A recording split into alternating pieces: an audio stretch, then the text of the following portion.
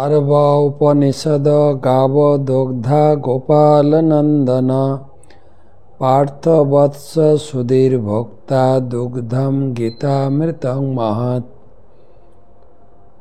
समस्त वेद पुराण उपनिषदेर सारथिसार भगवद गीता अमृतमय दुग्धेर मतो। केवल भाग्यवान भाग्यवतीराई এই অমৃতময় দুগ্ধের মতো গীতার জ্ঞান পান করতে সক্ষম। তো আপনারা সকলে অত্যন্ত ভাগ্যবান ভাগ্যবতী।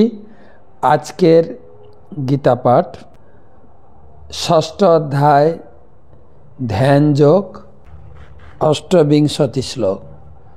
যুঞ্জনেবং সদাত্মানম যোগী বিগত কলমশ सुखेन ब्रह्म संस्पर्शम अत्यंतम सुखमश्नुते। जुंजन एवं सदात्मानं योगी विगत कल्मषः सुखेन ब्रह्म संस्पर्श अत्यंतम सुखम अश्नुते।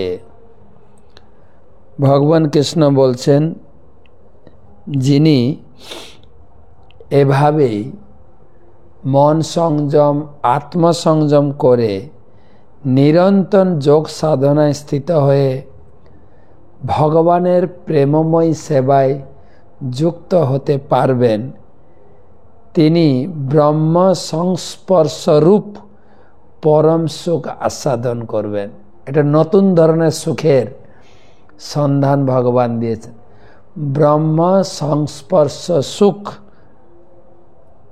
ब्रह्म संस्पर्श रूप परम सुख। जेरकम जखन युवक बयसे स्त्री पुरुषेर सुखेर अनुभवटा छोटोबेलाय हय ना, जखन यौवनता ना आसे। एखन एखाने एकटा सुखेर कथा बोलছেন, भगवानेर सेवाय बा भगवानेर संस्पर्श सुखटा केमन। आमरा এই जगते अनेक सुख पेয়েছি, स्त्री पुरुषेर संस्पर्श सुख, किन्तु भगवानेर संस्पर्श सुख जेटा ध्रुव महाराज पेয়েছিলেন।